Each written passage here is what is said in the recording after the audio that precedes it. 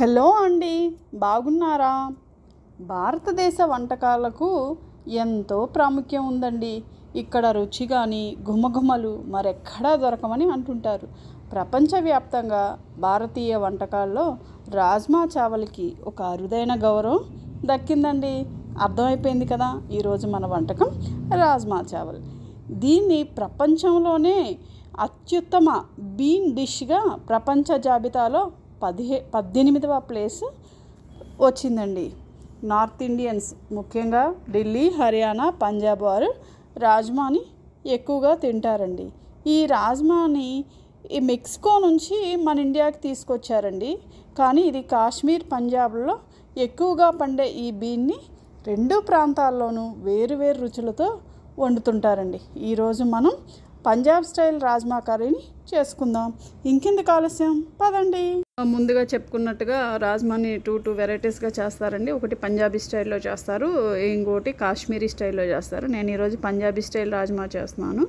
ఈ రాజ్మాని నేను ఈ టైప్ ఆఫ్ రాజ్మా తీసుకున్నానండి. దీన్ని ఓవర్ నైట్ నానబెట్టాలి. 6 to 8 hours నానబెట్టి పెట్టుకున్న తర్వాత కుక్కర్లో పెట్టి ఒక 3 to 4 విజిల్స్ని వేయించుకుంటే రాజ్మా అనేది మంచిగా సాఫ్ట్గా ఉడికిపోతుంది.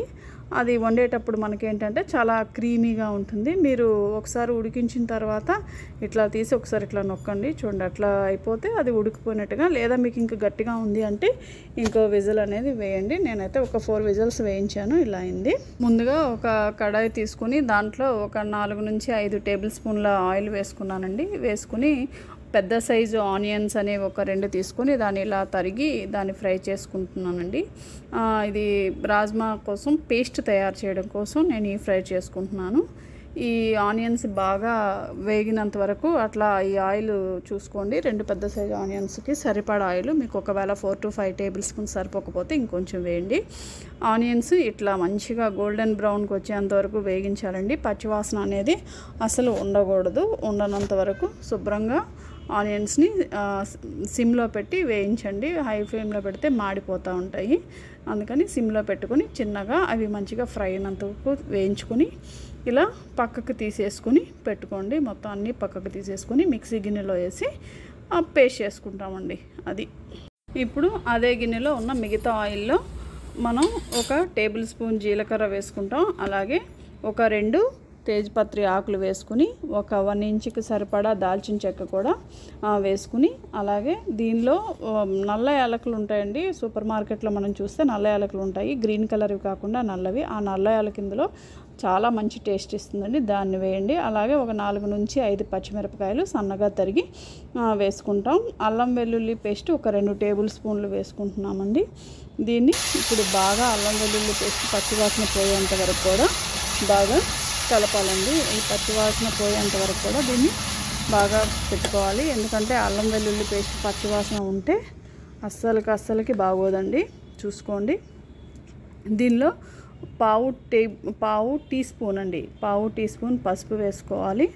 తర్వాత టమాటా ప్యూరీ, ఒక 4 పెద్ద సైజు టమాటాలని మిక్సీ చేసి పక్కన పెట్టుకున్న ఈ టమాటా పేస్ట్ అనేది వేసుకుని ఇప్పుడు దీనికి ఫ్రై అయినంత వరకు కూడా బాగా కలుపుతూ ఉండాలండి. దీనికి సరిపడా ఉప్పు వేసుకోండి. ఉప్పు అనేది ఎవరి టేస్ట్కి తగ్గట్టు వాళ్ళు చూసుకొని వేసుకోండి. వేసుకొని తర్వాత కాశ్మీరీ కారం ఒక టేబుల్ స్పూన్ వేసాను. అలాగే మామూలు కారం ఒక టేబుల్ స్పూన్ వేసానండి నేను. ఎందుకంటే నేను ఏ కలర్లు ఇందులో వాడను కాబట్టి, నా వంటల్లో నేను సాధారణంగా ఏ కలర్ వాడనండి. అందుకని కాశ్మీరీ కారాన్ని కలర్ కోసం వాడుతూ ఉంటాను. అందుకని ఇది సగం అది సగం వేసుకున్నానండి. దీన్ని ఇప్పుడు బాగా ఫ్రై చేసిన తర్వాత దీనిలో ధనియాలు, జీలకర్ర పౌడర్ నేను ఇంట్లోనే చేసుకుని పెట్టుకుంటాను కదండి, అది ఒక 2 టేబుల్ స్పూన్స్ వేసుకుని మళ్ళీ ఫ్రై చేసుకోవాలండి. అలాగే ఒక హాఫ్ టీ స్పూన్ అండి, ఒక హాఫ్ టీ స్పూన్ వరకు గరం మసాలా పౌడర్ని వేసాను. వేసి ఇప్పుడు దీన్ని మంచిగా ఆయిల్ అంతా బయటకు వచ్చేంత వరకు కూడా బాగా ఫ్రై చేసుకోవాలండి. బాగా ఇది ఎంత బాగా మీకు ఫ్రై అయితే కర్రీ టేస్ట్ అంత బాగుంటుందండి. ఇది మీరు మంచిగా పేస్ట్ అవ్వలేదనుకోండి, ఆ టమాటా కానీ అన్నీ కూడా పచ్చివాసన వస్తూ ఉంటాయి.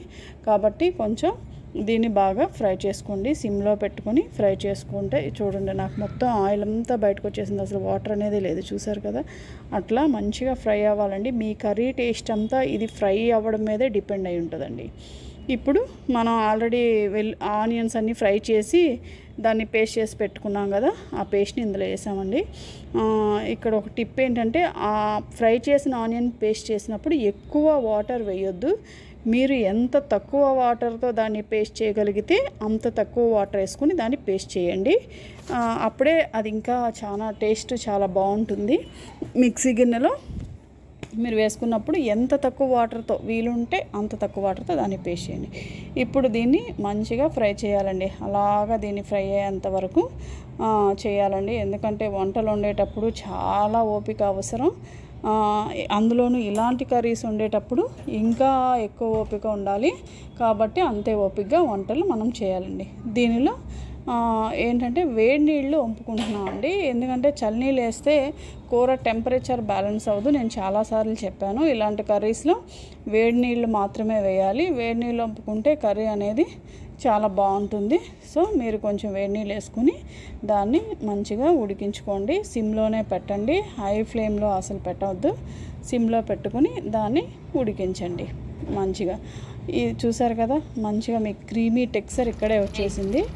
దీనిలో మనం ఉడికించి పెట్టుకున్న రాజ్మాని వేసేయండి. ఈ రాజ్మా ఉడికించినప్పుడు వచ్చిన వాటర్ని బయట పడేయొద్దు. రాజ్మా గింజలతో పాటు వాటర్ని కూడా కర్రీలో వేసి ఉడికించండి.